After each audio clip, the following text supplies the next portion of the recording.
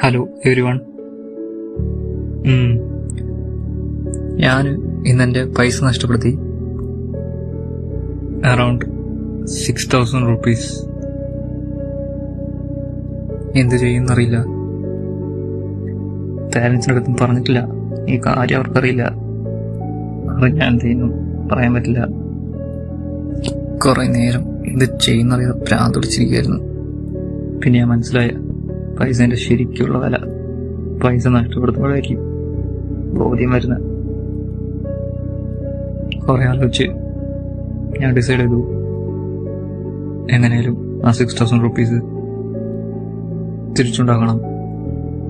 6,000 rupees 60,000 ആയിട്ട് തിരിച്ചുണ്ടാക്കണം. So ഞാൻ decide ചെയ്തു മണി ചേഞ്ച് ചെയ്യണമെന്ന്. ഇത്ര കാലം ഞാൻ എൻ്റെ പാരൻസിനെ ഡിപ്പെൻഡ് ചെയ്തിട്ടായിരുന്നു ജീവിച്ചത്.